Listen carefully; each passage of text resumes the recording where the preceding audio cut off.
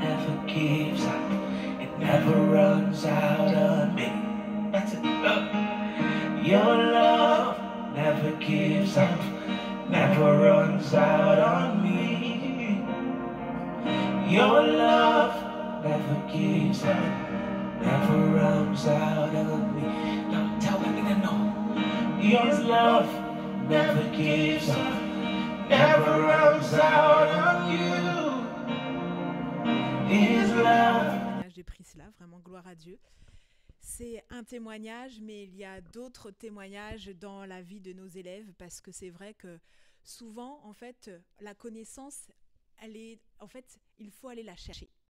Et il faut se l'approprier, parce que c'est ça aussi qui fait que nos vies sont transformées. La Bible dit, mettez en pratique la parole, parce que si on ne la met pas en pratique, eh ben, en fait, elle est là, mais elle ne change rien en fait en nous. Et c'est vrai que elle ouvre nos yeux, mais après, il faut vraiment la mettre en pratique. Et dans l'école Lamed Study, c'est vraiment ce que l'on fait. On donne des conseils pratico-pratiques, vraiment pour que la personne qui reçoive, elle ne dise pas je sais que je dois honorer mes parents, mais je ne sais pas comment faire.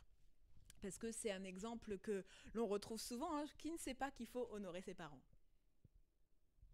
Bon, j'ai un silence complet.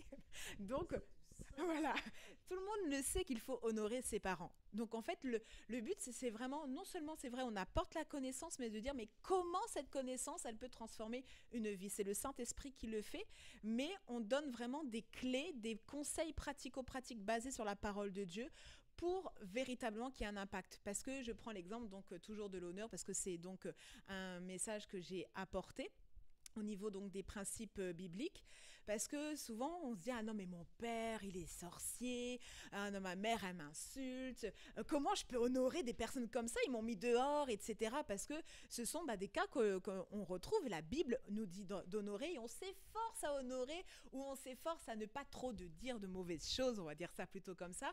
Et en fait non, Dieu attend plus, et c'est vrai qu'on a vu comment véritablement aider les personnes qui n'arrivaient pas à honorer, mais comment elles peuvent faire pour honorer finalement. Parce que c'est... Alors comment, justement? Donc on a vu que déjà l'honneur partait du cœur. C'est une attitude de cœur. C'est vrai qu'on a vu qu'est-ce que c'était l'honneur, on avait défini la forme de respect, etc. Et qu'on a vu aussi à qui on devait l'honneur, parce qu'on doit respecter tout le monde.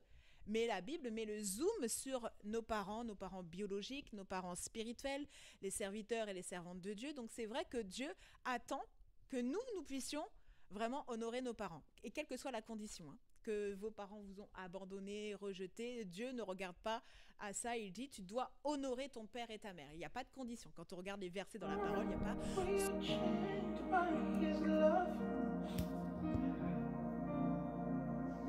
Before